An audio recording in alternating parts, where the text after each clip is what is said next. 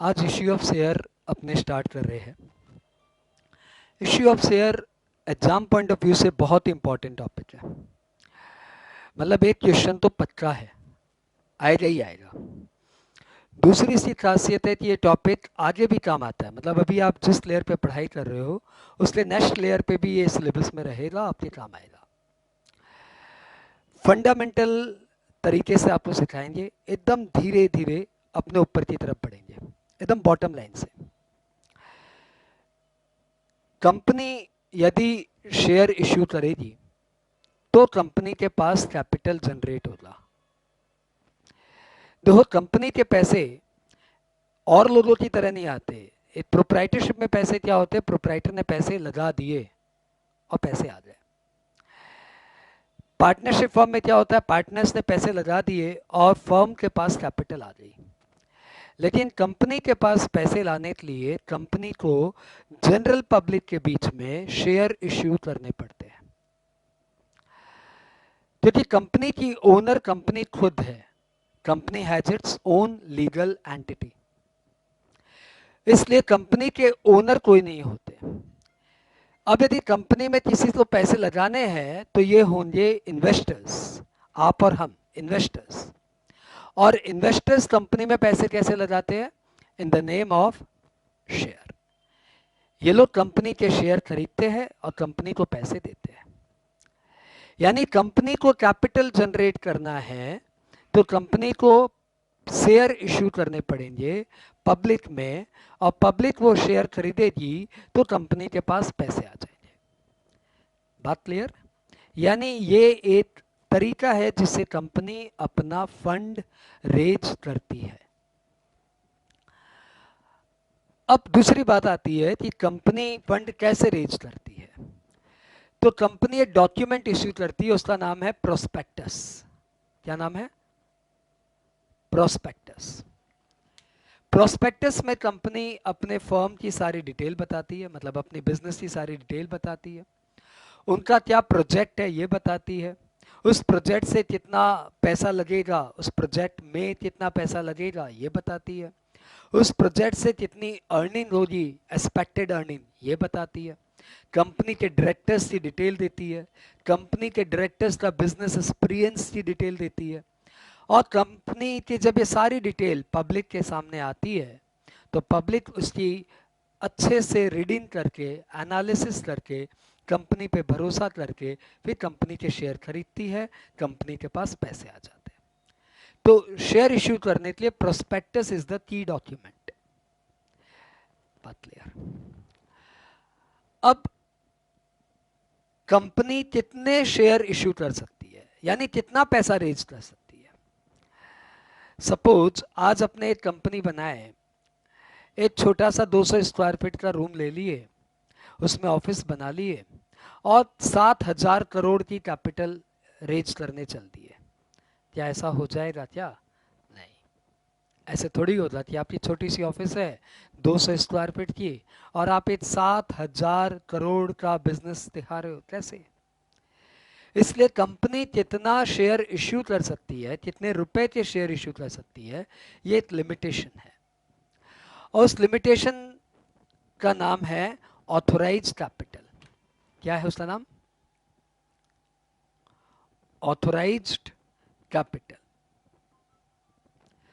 हर company के memorandum of association में ये बताया जाता है कि कंपनी कितना कैपिटल इश्यू करने के लिए ऑथोराइज्ड है।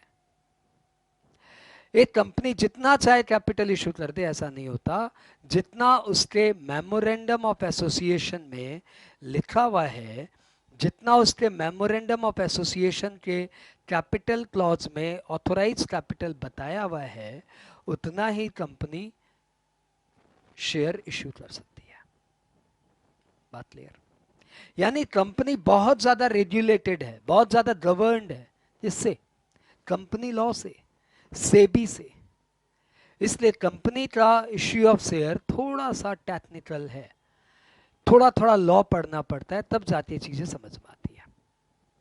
चलो 2 मिनट और समझते हैं, उसके बाद अपने जर्नल एंट्री में आ जाएंगे। अब सपोज एक कंपनी ने,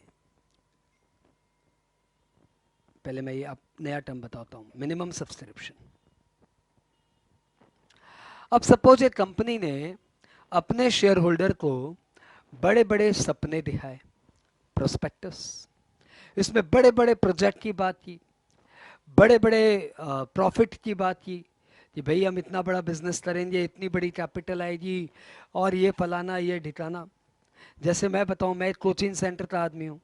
यदि कल मुझे अपनी कंपनी बना के पब्लिक से पैसे लेने हैं तो मैं क्या बोलूँगा कि भाई मैं हूँ एक कोचिंग सेंटर प्रयास, हम लोग अपना एक कंपनी बनाए हैं प्रयास लिमिटेड, और हम लोग एक नए तरीके से कोचिंग सेंटर चालू करेंगे।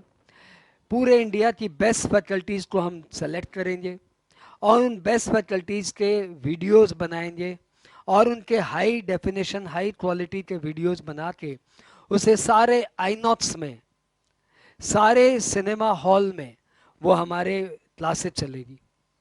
तो जितने भी ये पीवीआर और आईनॉक्स है इन सबको हम टेक ओवर करेंगे और हमारी क्लासेस आईनॉक्स और पीवीआर में चलेगी, बच्चे वहाँ जाके क्लासेस करेंगे।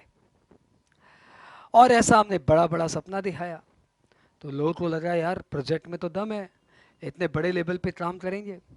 और हमने इशू कर दिया 1,000 करोड़ की कैपिटल का पब्लिक इशू। 1,000 करोड़, 1,000 करोड़ की कैपिटल का इशू कर दिए। कुछ लोग मूर्ख बन गए और उन्होंने पैसे लगा दिए, लेकिन ज़्यादातर लोग समझदार होते हैं, उन्होंने कुछ पैसे नहीं लगाए। तो हमारे प्रोजेक्ट था 1,000 करोड़ की कैपिटल का, हमारे पास पैसे आए सिर्फ 70 लाख रुपए। 1,000 करोड़ की कैपिटल का पब्लिक इशू हमने इशू किया, हमारे पास पैसे आए 70 लाख। तो हमारा कंपनी लॉ बोलता है अब ये नहीं चलेगा। कंपनी लॉ बोलता है कि जितने का आपने शेयर इशू किया, यदि उसका 90% भी पैसे नहीं आते हैं, जितने का आपने शेयर इशू किया यदि उसका 90% भी पैसे नहीं आते तो भैया जी आपका पब्लिक इशू कैंसल्ड, और जिन जिन से पैसे लिए थे उन्हें लौटा दो। तो 90% is the minimum subscription. Subscription मतलब शेयर परचेज, तो मिनिमम शेयर परचेज होना चाहिए 90%। तो यदि आप 1,000 करोड़ की कैपिटल इशू किए हो और 900 करोड़ कैपिटल आपका, 1,000 करोड़ का 90%, 900 करोड़, 900 करोड़ यदि आपके पास फंड रेज नहीं होता, इसका मतलब ये हुआ कि आप वो प्रोजेक्ट नहीं कर पाएंगे। जब आप वो प्रोजेक्ट नहीं कर पाएंगे तो आप एक काम करिए, बिजनेस बंद कर दीजिए, जिन जिन का पैसा लिया था लौटा दीजिए। तो यदि कोई कंपनी का 90% ऑफ द पब्लिक इश्यू भी पब्लिक पैसे नहीं लगाती, पब्लिक शेयर नहीं खरीदती, पब्लिक शेयर सब्सक्राइब नहीं करती, तो फिर हम लोग बोलेंगे minimum subscription failed. Minimum subscription failed, इसलिए आपका ये पब्लिक इशू फेल्ड। जिन जिन से पैसे लिए सब लौटा दीजिए। ये इंपॉर्टेंट थ्योरी है एग्जामिनेशन पॉइंट ऑफ व्यू से। मिनिमम सब्सक्रिप्शन कितना? 90%। तो यदि कोई कंपनी 3 करोड़ का पब्लिक इशू लाती है तो उसका 90% यानी कि 2.7 करोड़ का फंड रेज होना चाहिए। यदि इतना फंड रेज नहीं होता है तो पब्लिक इश्यू कैंसल्ड हो जाएगा, जिन जिन से पैसे लिए हैं सबको लौटा दो। एक बात और बताता हूं, फिर जनरल एंट्री में आते हैं। ये जो कंपनी का पब्लिक इश्यू आता है ना दोस्त, पब्लिक इश्यू, इसमें सपोज 10 रुपए का 1 शेयर है, 10 रुपए का 1 शेयर, यानी यदि आप कंपनी के 5,000 शेयर खरीदना चाहते हो तो 5,000 इंटू 10 आपको 50,000 रुपए देने पड़ेंगे। लेकिन सिंस ये पैसे पब्लिक से लिए जा रहे हैं, इसलिए पब्लिक से सारे पैसे एक साथ कॉल नहीं किए जाते। इस 10 रुपए को जब हम लोग कलेक्ट करते हैं तो हम लोग इसको कई इंस्टॉलमेंट्स में कलेक्ट करते हैं, और इस इंस्टॉलमेंट का नाम होता है application money, allotment money, first call money, second call money, जितना कॉल करना है पैसा, और भी कर सकते हैं, third call, fourth call, five call, जितना चाहे कर सकते हैं। तो कंपनी अपने शेयर एक साथ पैसे पब्लिक से कॉल नहीं करती। यदि 10 रुपये का शेयर है तो हो सकता है वो 2 रुपये एप्लीकेशन के समय ले, हो सकता है 3 रुपये अलॉटमेंट के समय ले, हो सकता है 3 रुपये फर्स्ट कॉल के समय ले, हो सकता है 2 रुपये सेकेंड कॉल में ले। ये मैंने एग्जाम्पल बताया है, हाँ ये एग्जाम्पल है।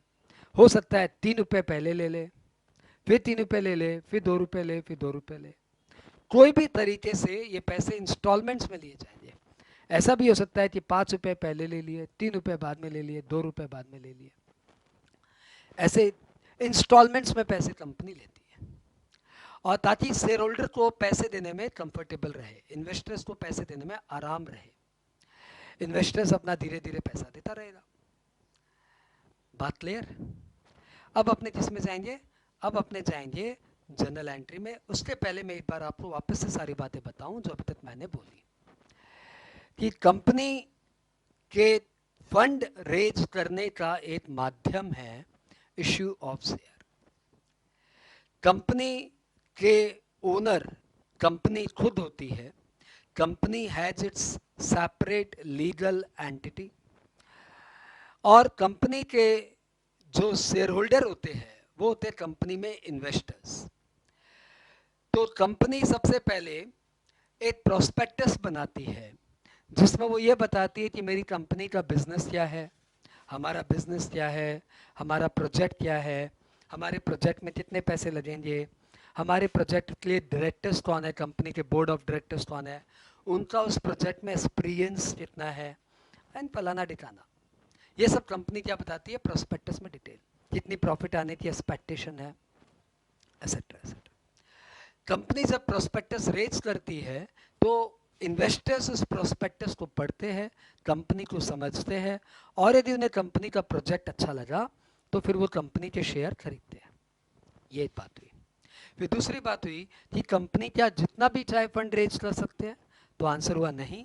कंपनी ज़्यादा से ज़्यादा ऑथोराइज कैपिटल के बराबर ही पैसा रेज कर सकता है।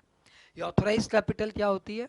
तो कंपनी का जो मेमोरेंडम ऑफ एसोसिएशन होता है, जो कंपनी का, आई होप आपको एमओए पता है, मेमोरेंडम ऑफ एसोसिएशन में कैपिटल क्लॉज में दिया रहता है कि ये कंपनी कितना ज़्यादा से ज़्यादा पैसा रेज कर सकती है। उसके बाद हमने बताया कि जब कंपनी पब्लिक इशू लेके आती है तो कंपनी को ये एश्योरेंस देना पड़ता है कि जितना हम पैसा ला रहे हैं, मतलब जितने का ये इश्यू ऑफ शेयर है, सपोज 3 करोड़ का इश्यू ऑफ शेयर है, तो उसका 90% 2.7 करोड़ पैसे आ जाएंगे। यदि इतने पैसे भी नहीं आते, 90% पैसे भी नहीं आते, तो हम लोग बोलते हैं मिनिमम सब्सक्रिप्शन नहीं हो पाया। मिनिमम सब्सक्रिप्शन नहीं हो पाया तो कंपनी को अपने इन्वेस्टर्स का पैसा लौटाना पड़ेगा। जैसे 3 करोड़ का पब्लिक इशू आया, लेकिन पब्लिक ने खरीदे सिर्फ 2.5 करोड़ के शेयर, तो ऐसे में हम लोग बोलेंगे भैया 2.7 करोड़ आना चाहिए था, आपके सिर्फ 2.5 करोड़ आए, आपका पब्लिक इशू फेल्ड, आप 2.5 करोड़ लौटा दीजिए, आप किसी के पैसे नहीं रख सकते। Minimum subscription.